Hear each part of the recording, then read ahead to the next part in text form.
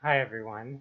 In this video I'll be speaking about the topic of ADD and ADHD, which are labels given to certain types of patterns of symptoms or behaviors that people represent, and how that can relate to chronic stress, and how this topic also correlates or relates to stimulant addictions. The symptoms that get labeled as ADD or ADHD, attention deficit disorder or attention deficit hyperactivity disorder, are in a sense symptoms of imbalance in how a person is reacting to their environment, how they're relating to the world around them. This involves the activity of their nervous system, their mental activity, or their attention. If a person is very anxious, often their attention will be scattered.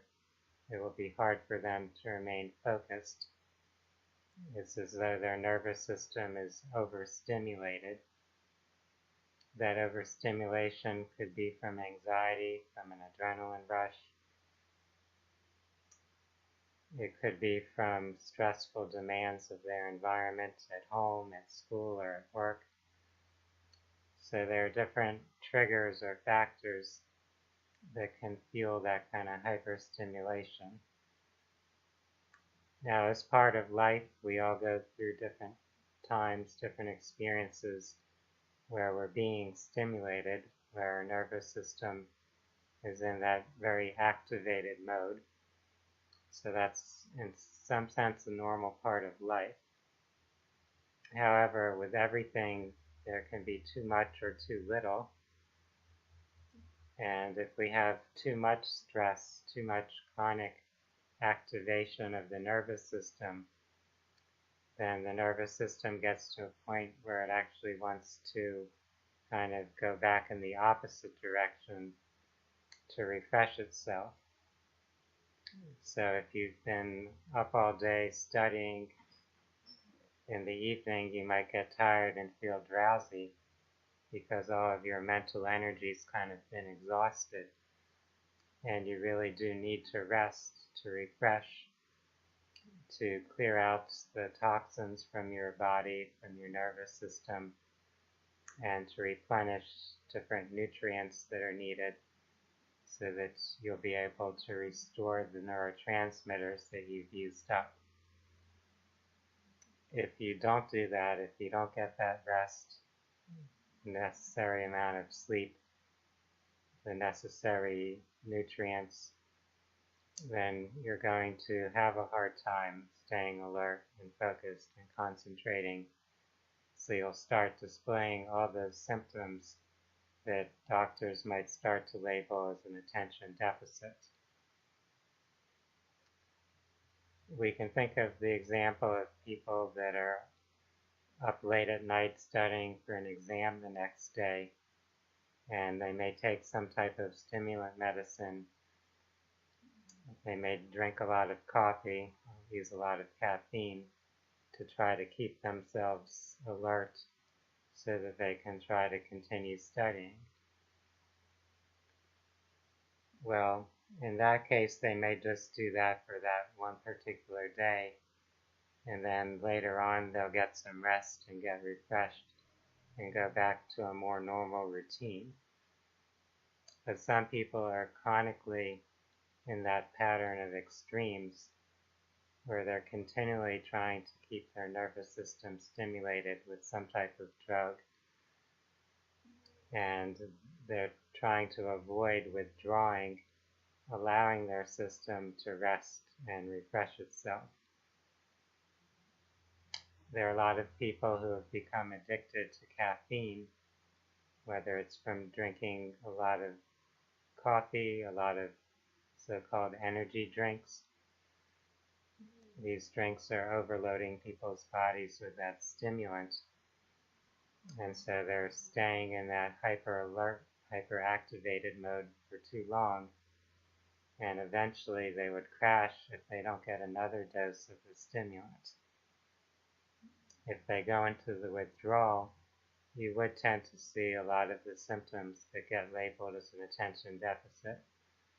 So the person might become drowsy or spacey. They might be unable to focus or concentrate. Their nervous system will become kind of fidgety. They might show some kind of trembling or tremors.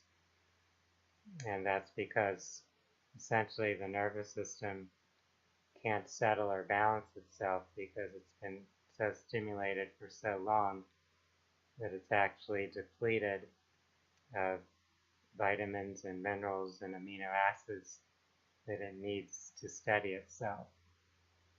So the solution isn't to take more medicines or more stimulants. The solution is actually to de-stress, to relax, to give an opportunity to be refreshed and rejuvenated. The person may need to supplement certain nutrients that have been depleted. These are things that a lot of doctors don't even think about or consider. They're just trying to temporarily override the symptom. But by doing that, you're actually perpetuating or prolonging this pattern, this imbalance. So when psychiatrists talk about using a medication to treat an imbalance, what they're actually doing is trying to hide the imbalance with the medicine and not allowing for treating the actual cause, the actual source of what's happening. For this reason, when people are only treated with these medications, the diagnosed condition is actually more likely to persist versus if they'd never been treated with medications at all and they were able to use other methods to help their system naturally rebalance itself. So if you're looking for solutions for things like ADD and ADHD, it's helpful to consider that using modalities which bring more balance and integration to the nervous system can be helpful. So using energy balancing therapies, things like massage and Reiki, using physical exercises, especially ones that work with the breath or the consciousness, things like yoga or Tai Chi. Also nutritional therapies that help restore the nutrients that have been depleted by stress. Spending time outdoors in nature, so getting sunlight, fresh air. These things all help our body come back into balance and into harmony. We can also develop skills to actually use the full capacity of our brain and nervous system. So if we exercise our brain in certain ways, we're using certain pathways, certain capabilities of the brain.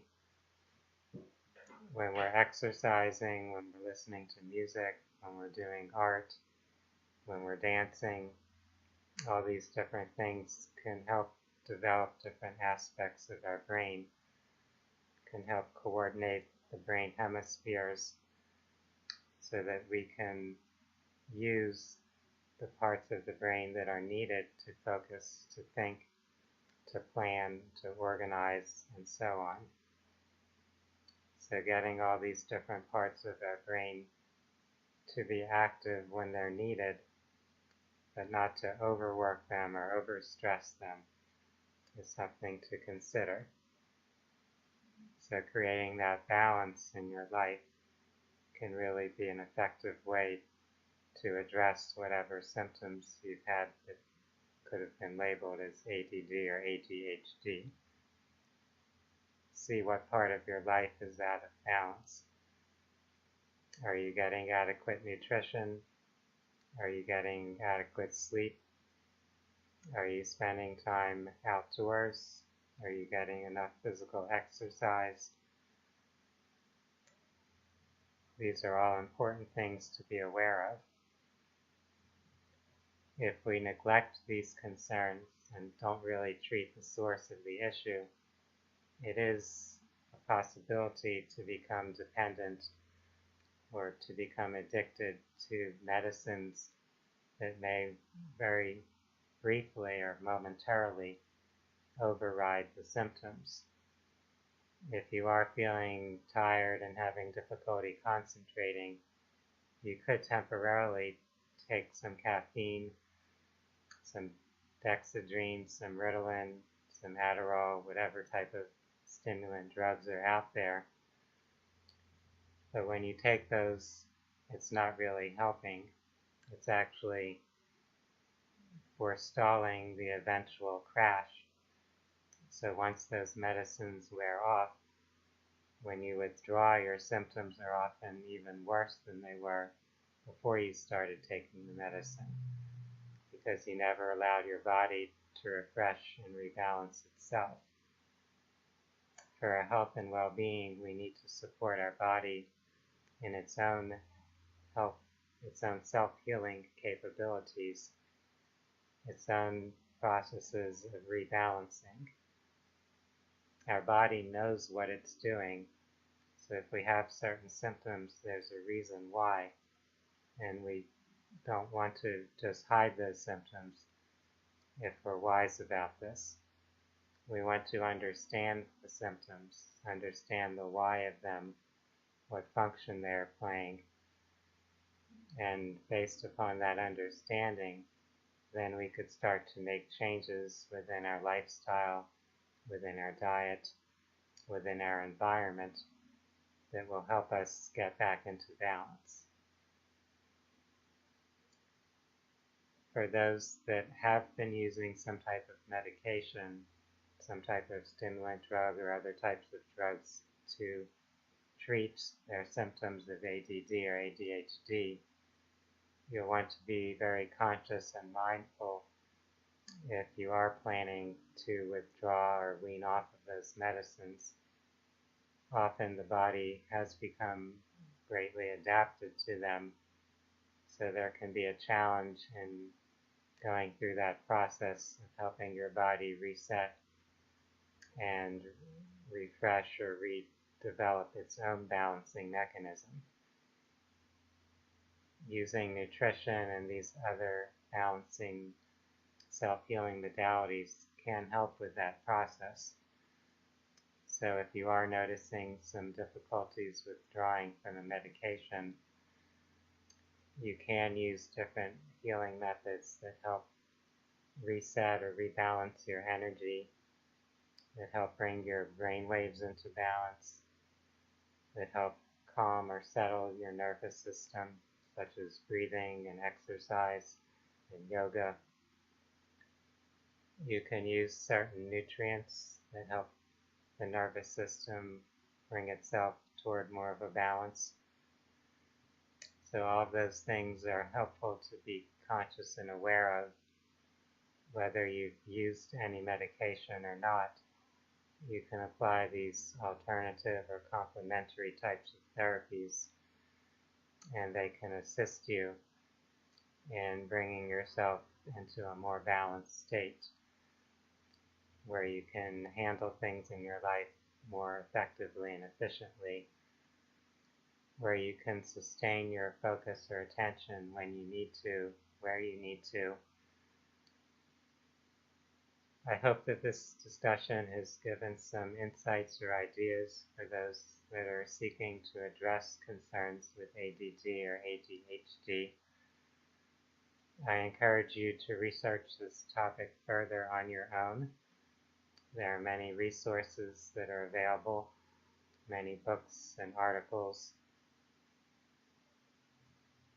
For those that are interested in holistic health, in mind-body wellness and spirituality, I invite you to view more of my YouTube videos and to visit my website, phinsights.com.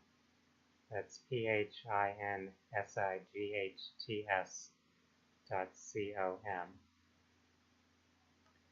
for now, I want to wish everyone a wonderful day. Namaste.